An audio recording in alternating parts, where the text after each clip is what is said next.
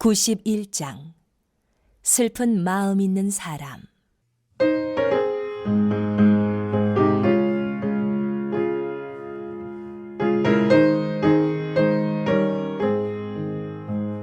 슬픈 마음 있는 사람, 예수 이름 믿으면 영원토록 변함없는 기쁜 마음 얻으리. 예수의 이름은 세상의 소망이요, 예수의 이름은 천국의 기쁨일세. 거룩하신 주의 이름 너의 방패 삼으라. 환난 시험 당할 때에 주께 기도드려라. 예수의 이름은 세상의 소망이요, 예수의 이름은 천국의 기쁨일세. 존귀하신 주의 이름 우리 기쁨 되도다. 주의 품에 안길 때에 기뻐 찬송 부르리. 예수의 이름은 세상의 소망이요, 예수의 이름은 천국의 기쁨일세.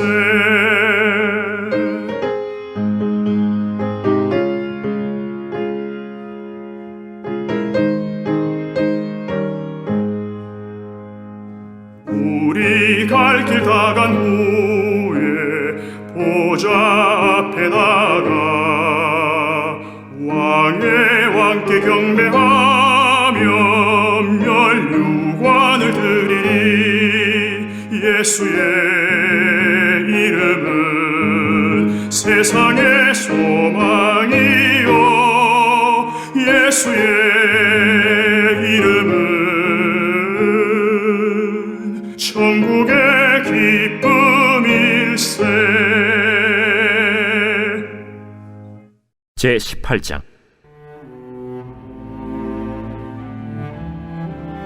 여호와께서 마므레의 상수리 나무들이 있는 곳에서 아브라함에게 나타나시니라. 날이 뜨거울 때에 그가 장막문에 앉아 있다가 눈을 들어본즉 사람 셋이 맞은편에 서 있는지라. 그가 그들을 보자 곧 장막문에서 달려나가 영접하며 몸을 땅에 굽혀 내 주여, 내가 주께 은혜를 입어 싸우면 원하건대 총을 떠나 지나가지 마시옵고 물을 조금 가져오게 하사 당신들의 발을 씻으시고 나무 아래에서 쉬소서. 내가 떡을 조금 가져오리니 당신들의 마음을 상쾌하게 하신 후에 지나가소서. 당신들이 종에게 오셨음이니이다. 내 말대로 그리하라. 아브라함이 급히 장막으로 가서 사라에게 이르되 척히 고운 가루 세 알을 가져다가 반죽하여 떡을 만들라. 아브라함이 또 가축대 있는 곳으로 달려가서 기름지고 좋은 송아지를 잡아 하인에게 주니 그가 급히 요리한지라. 아브라함이 엉긴 젖과 우유와 하인이 요리한 송아지를 가져다가 그들 앞에 차려놓고 나무 아래에 모셔 섬에 그들이 먹으니라. 그들이 아브라함에게 이르되 내 아내 사라가 어디 있느냐?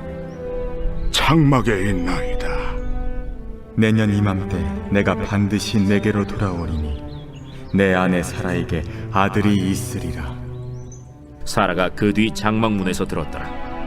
아브라함과 사라는 나이가 많아 늙었고 사라에게는 여성의 생리가 끊어졌는지라.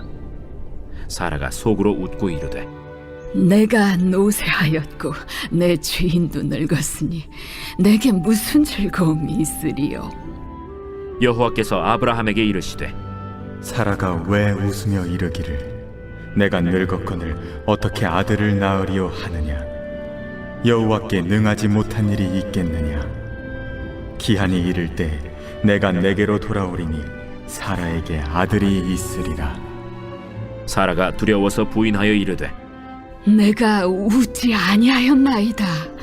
아니라 내가 웃었느니라. 그 사람들이 거기서 일어나서 소돔으로 향하고 아브라함은 그들을 전송하러 함께 나가니라. 여호와께서 이르시되 내가 하려는 것을 아브라함에게 숨기겠느냐? 아브라함은 강대한 나라가 되고 천하 만민은 그로 말미암아 복을 받게 될 것이 아니냐? 내가 그로 그 자식과 건숙에게 명하여 여호와의 도를 지켜 의와 공도를 행하게 하려고 그를 택하였나니 이는 나 여호와가 아브라함에게 대하여 말한 일을 이루려 함이니라. 소돔과 고모라에 대한 부르짖음이 크고 그 죄악이 심히 무거우니 내가 이제 내려가서 그 모든 행한 것이 과연 내게 들린 부르짖음과 같은지 그렇지 않은지 내가 보고 알려 하노라.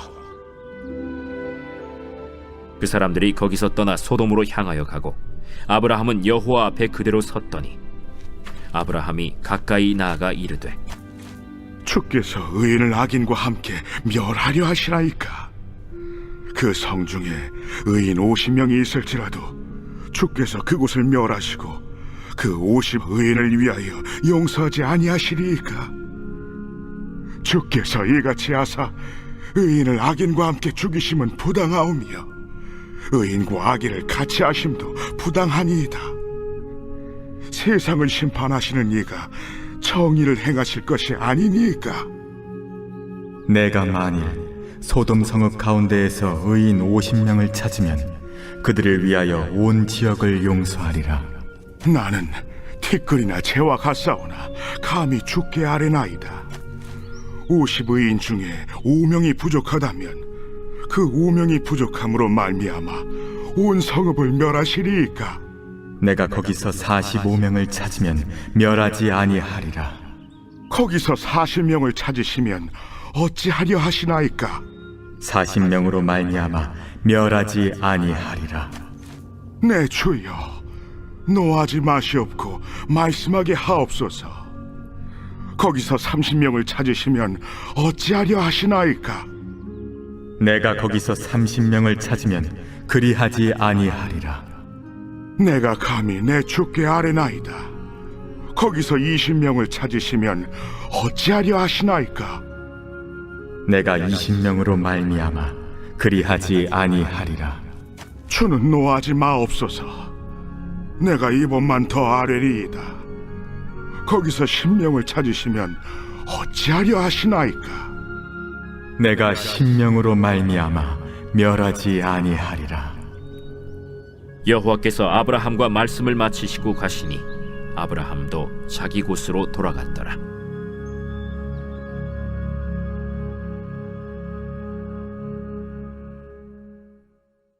오늘 함께 나눌 말씀은 창세기 18장은 총 두 파트로 나눌 수 있습니다.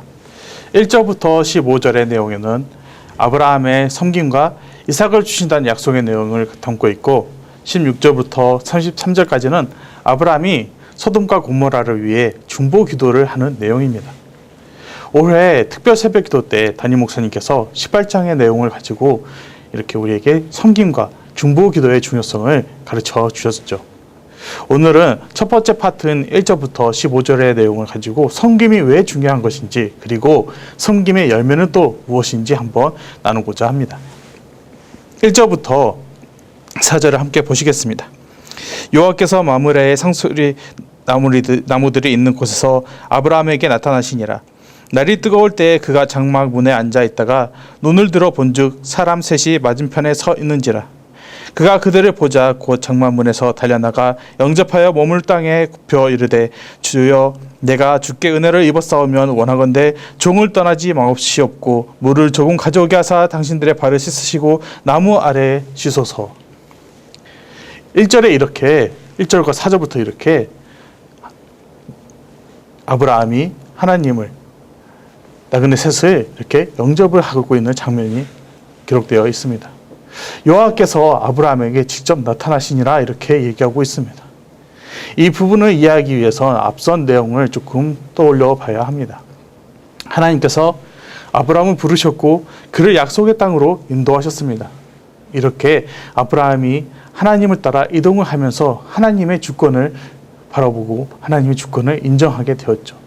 하나님으로부터 수많은 백성을 약속받았고 또한 약속된 땅을 약속받았습니다. 주권, 백성, 땅. 이 세 가지는 나라를 이루는 세 가지 요소입니다. 이 모든 것은 하나님의 나라를 이루기 위한 하나님께서 아브라함에게 주신 세 가지의 요소들이었죠. 이제 남은 것은 바로 아브라함의 순종이었습니다. 그런데 17장에서 아브라함은 하나님의 약속을 기다리지 못하고 하갈을 취하여 이스마엘을 낳게 됩니다.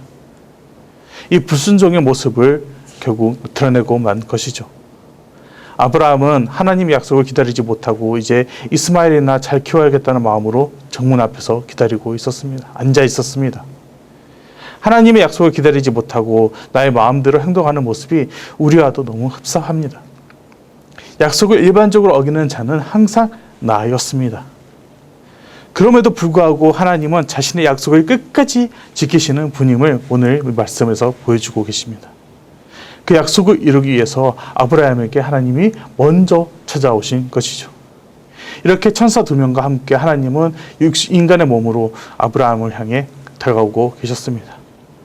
이렇게 멀리서 그 나그네 3명을 목격한 아브라함은 달려나가서 영접을 하며 섬길 수 있는 기회를 달라고 부탁을 합니다. 과연 아브라함은 이 3명이 하나님과 천사라는 것을 알고 있었을까요? 히브리서 13장 1절과 2절에서 이렇게 얘기하고 있습니다. 형제 사랑하기를 계속하고 손님 대접하기를 잊지 말라. 이로써 부지 중에 천사들을 대접한 이들이 있었느니라. 천사들을 대접한 이들이 있었다, 이렇게 얘기를 하고 있습니다. 아브라함을 이야기하는 부분이죠. 그런데 여기에 부지중이라는 단어가 함께 사용되고 있습니다. 이 부지중이라는 단어를 살펴보면 그 안에는 무지하다, 감추다, 깨닫지 못하다라는 뜻을 갖고 있습니다. 즉 아브라함은 이들이 여호와와 천사라는 것을 알지 못했다는 것이죠. 그들이 하나님과 천사들이라는 것을 알지 못하고 그들이 그냥 지나가는 나그네라는 것을 알고 있으면서도 그는 그들을 극진하게 대접을 했다는 것입니다. 여기서 아브라함은 손님들에게 달려나아가 땅에 엎드려 내 주여라고 이렇게 얘기를 합니다. 내가 당신께 은혜를 입었거든 당신들을 대접할 수 있는 기회를 달라고 요청을 합니다. 이렇게 이 나그네를 환대하는 이 모습은 고대 중동의 하나의 아주 중요한 문화였습니다. 나그네 환대법이라고 하죠.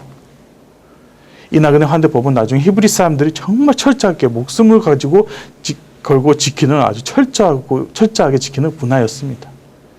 그리고 아브라함이 나그네들에게 주여라고 호칭한 것은 그때 당시 손님을 부를 때 주로 사용되었던 호칭이었다고도 합니다. 그냥 하나의 호칭사였죠. 그래서 이렇게 주여라고 호칭하는 것은 전혀 어색하지 않았던 시대라고 말씀드릴 수 있습니다. 이렇게 아브라함은 지나가는 나그네들을 보고 그들을 섬길 수 있는 기회를 획득한 것이죠. 마태복음에 예수님은 작은 자에게 냉수 한 그릇이라도 주는 자는 나를 대접한 자다라고 이렇게 얘기를 합니다. 나를 대접한 자는 상을 잃지 않을 것이다 라고 말씀하셨죠.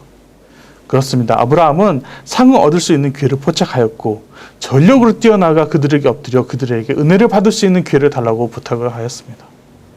아브라함은 섬김이라는 것에 절대 불편한 것이 아니고 내가 손해보는 것도 아니고 나를 힘들게 하는 것도 아닌 오로지 축복의 순간이라는 것을 너무나도 잘 알고 있었던 것입니다.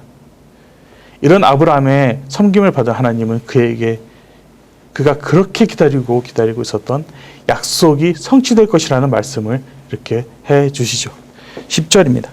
그가 이르시되 내년 이맘때에 내가 반드시 내게로 돌아오리니 내 아내 사라에게 아들이 있으리라 하시니라. 사라가 그 뒤 장막문에서 들었더라. 이 이야기를 들은 사라는 너무나도 어이가 없어서 어처구니 없어서 웃어버리고 맙니다. 비웃어버린다고도 할 수 있고 좋게 말하면 진짜 너무나 말도 안 되는 이야기이기 때문에 그냥 웃음이 터져 나온 것이죠. 그러나 이것은 어떻게 보면 또 하나의 사라의 불순종이라고도 할 수 있습니다. 하나님의 그 말씀을 믿지 못한 것이죠. 사라의 불순종에도 불구하고 하나님은 다시 한번 약속을 이루어 주실 것을 다시 한번 확인시켜 주십니다. 14절을 보겠습니다. 여호와께서 능히 못할 일이 있겠느냐? 기한이 이를 때에 내가 내게로 돌아오리니 사라에게 아들이 있으리라. 이렇게 하나님은 한 번이 아닌 다시 한번 두 번씩이나 확답을 해주시며 그들에게 약속은 반드시 이루어질 것임을 알려주십니다. 여호와께서 능하지 못할 일이 있겠느냐라고 얘기하시죠. 기한이 이를 때에 내가 내게 돌아오리니 사라에게 아들이 있으리라. 그 기한을 인내하며 기다리라고 하나님께서 말씀하시죠. 이렇게 아브라함의 아낌없는 섬김은 그가 그토록 기다리고 기다렸던 상을 얻을 수 있게 하는 통로가 되었습니다. 그리고 이삭을 얻음으로 인해 사라는 이제 이런 고백을 하죠. 21장 6절을 보면 사라가 이르되 하나님이 나를 웃게 하시니 듣는 자가 다 나와 함께 웃으리로다. 사라는 하나님의 예언을 듣고도 믿지 못해요. 어이없어서 웃어버렸지만 이제 하나님의 예언이 이루어짐으로 인해 사라는 진심을 행복하기 때문에 너무나도 기쁘기 때문에 이제 웃고 있습니다. 그리고 이렇게 이야기하죠. 이 이삭으로 인해 이 이삭의 이야기를 인해 사라 나 혼자서 웃는 것이 아니라 이 이야기를 들은 모두가 함께 기뻐 웃게 될 것이라고 고백하고 있습니다. 이 이야기는 훗날 이삭의 후손으로 오신 예수 그리스도께서 오셔서 우리에게 새 소망을 주심으로 그 복음을 접한 모든 이들은 함께 기뻐 웃게 될 것이라는 복음의 고백이기도 합니다. 복음을 처음 접한 이들은 사라처럼 웃어버리고 맙니다. 너무 어이없어서 웃어버립니다. 믿지 못하기 때문에 웃습니다. 성경의 여러 내용을 봐도 복음을 처음 접한 이들은 대부분 비웃어버리고 조롱을 하죠. 대표적인 예가 바로 예수님입니다.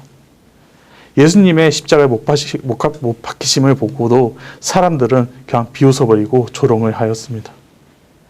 예수님을 진정한 구세주로 받아들이지 못했던 것이죠. 하지만 이제 예수 그리스도의 복음을 진정으로 깨닫고 받아들인 이들은 웃게 되고 이 사실을 아직 듣지 못한 이들에게 전하려고 노력을 합니다. 왜? 함께 웃기 위해서. 이게 바로 진정한 기쁨이기 때문에 이 모든 것을 모두에게 다 들려주기 위해서 노력을 하죠. 이게 바로 섬김의 열매입니다. 섬김으로 인해 하나님의 복음이 선포되는 것입니다. 아브라함의 섬김으로 인해 이삭이 태어나게 되었고 축복의 통로가 이제 이어지고 있습니다. 이삭의 후손에서 예수님 이 땅에 오셨고 우리에게 죽음으로부터의 구원을 선물해 주셨죠. 이처럼 작은 자를 섬김으로 인해서 하나님은 우리를 축복의 통로로 사용하십니다. 하지만 우리가 꼭 한 가지를 짚고 넘어가야 될 것이 있습니다.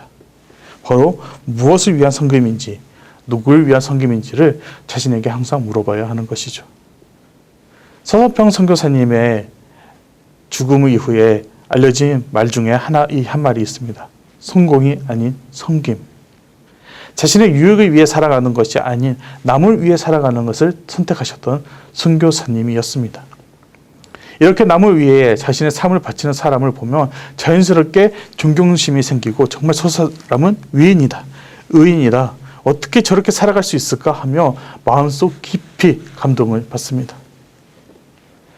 왜 우리는 이런 사람들을 보면 존경스럽다 여기고 감동을 받을까요? 왜냐하면 섬김의 삶이 얼마나 어려운지 알기 때문입니다. 나의 것을 희생하면서 살아간다는 것은 아무나 할 수 있는 일이 아니라고 생각하기 때문이죠. 나에게 아무런 이득이 없는데 나의 것을 더 소비해가며 남을 섬긴다는 것, 정말 힘든 일이죠. 주로 사람들이 섬김이라는 행동을 할 때는 보통 내가 남을 섬겨도 내 삶에 아무런 피해가 없을 때입니다. 그러나 이것은 섬김이 아니죠. 그냥 봉사활동입니다. 이런 섬김은 여전히 내 중심에 나라는 자신이 있습니다. 진정한 섬김은 내가 내 중심에 있는 것이 아니라 이웃이 내 중심에 있어야 하는 것입니다. 우리는 보통 내가 섬겨야 할 이웃은 누구인가 하며 생각을 하죠. 하지만 예수님은 선한 사마리아인의 비유를 갖고 이렇게 말씀을 하시죠. 제사장과 레위인, 사마리아인 이 세 명의 사례를 다 얘기해 주시면서 이제 이렇게 묻습니다. 마태복음 10장 36절입니다. 내 생각에는 이 세 사람 중에 누가 강도 만난 자의 이웃이 되겠느냐? 누가 강도 맞은 자의 이웃이 되겠느냐? 바로 내가 그 이웃이 되겠습니다. 라고 대답을 해야 합니다. 그 강도 맞은 자의 이웃이 되어주는 것. 내가 바로 이웃이 되어주는 것이죠. 도움이 필요한 자에게 섬김의 손길을 내미는 이웃이 되어야 하는 것입니다. 아, 저 사람에게는 도움이 필요하겠구나. 아, 이 사람은 도움을 받을 자격이 있다. 이렇게 판단하며 생각하며 행동하는 것이 아니라 그냥 가서 도와야 합니다. 섬겨야 합니다.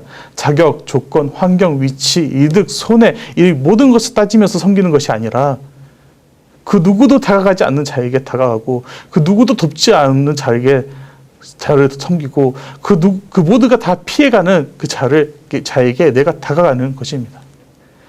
나에게 그 어떤 이득도 없고 오히려 나에게 피해가 온다 하여도 섬기는 것이 바로 예수 그리스도께서 보여주신 섬김입니다.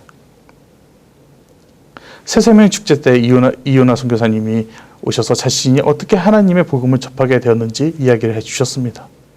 놀이터에 앉아 깊은 생각에 빠져 홀로 있을 때, 아무도 그에게 관심을 가져주지 않을 때 교회의 청년들이 다가와 관심을 가져주어 주고 그와 함께 했습니다. 밥을 먹었는지 물어봤습니다. 여기에서 혼자 왜 그러고 있는지 물어봤습니다. 그에게 관심을 가져주었고 그와 함께 그의 슬픔을 나누려고 했습니다. 이게 전부였습니다. 뭔가 거창하게 그에게 복음을 전파하려는 것이 아니라 그냥 꾸준히 이 소년이 보일 때마다 관심을 가져주고 도와주었던 것입니다. 이들의 섬김이 이 소년의 마음을 움직였고 그 소년이 교회를 갈 수 있도록 인도하였습니다. 자신의 시간을 들여서 섬기는 것. 요즘의 시대에 시간이라는 것이 얼마나 큰 희생입니까? 얼마나 중요한 것입니까? 지금은 시간만큼 소중한 것이 없다고 생각합니다. 그런데 그런 소중한 시간을 하나님 위해 드리는 것은 정말 큰 희생이고 너무나도 소중한 섬김입니다. 당장 나에게 아무런 이득이 없을지라도 그냥 하나님을 위해, 하나님이 나중에 나에게 주실 그 기쁨을 위해 나의 소중한 것을 드리는 것이죠. 이렇게 섬기는 우리에게 하나님은 분명히 말씀하십니다. 18장 14절을 함께 다시 한번 읽겠습니다. 여호와께서 능하지 못할 일이 있겠느냐? 기한이 이를 때에 내가 내게로 돌아오리니 사라에게 아들이 있으리라. 그저 섬기고 있으면 하나님께서 하나님이 정하신 때에 오셔서 우리에게 기쁨을 주실 것입니다. 내가 그렇게 오랜 시간 기다렸던 것을, 내가 그렇게 오랜 시간 기도했던 것을, 나의 마음에 오랜 시간 괴롭히고 있던 것을 전부 다 웃음으로 바꿔주실 것이고 그 웃음이 복음으로 변화되어 많은 이들이 나의 이야기를 듣고 하나님께 돌아오게 될 것입니다. 이 소망을 갖고 섬김의 자리를 피하지 마시고 오히려 섬길 수 있는 기회를 포착했을 때 주저하지 말고 달려가셔서 이 축복을 받을 수 있는 이 기회를, 그 찬스를 놓치지 않고 하나님께 달려갈길 간절히 소망합니다. 기도하겠습니다. 하나님 아버지 감사드립니다. 오늘도 이렇게 예수님과 함께 한 시간 깨어있기를 실천하게 하시고 하나님의 성전에 나와 예배를 드리고 일용할 양식을 얻게 하시니 감사드립니다. 아브라함이라는 자를 부르셔서 그를 축복의 통로로 세우시고 그가 불순종하여도 하나님께서 주신 그 약속을 이루시는 장면을 오늘 보게 되었습니다. 그 축복의 통로가 완성되는 장면에 아브라함의 섬김이 있었고 그 섬김의 열매는 세상에 웃음을 주는 예수 그리스도의 복음이었음을 오늘 목격하였습니다. 예수 그리스도께서 직접 스스로 섬김의 자세를 보여주셨듯이 아무런 이득이 없다 하여도 나의 소중한 것을 희생하여 하여도 이 섬김의 자리가 얼마나 중요하고 복된 자리인지 알려주심에 감사드립니다. 섬김은 절대 불편한 것도 아니고 나에게 해로운 것도 아니고 오히려 하나님이 주신 축복의 자리임을 우리가 기억하며 나에게 주어진 섬김의 자리를 정말 소중하게 여기게 하여 주시옵소서. 하나님이 때에 부어질 기쁨을, 웃음을 기대하게 하여 주시옵소서.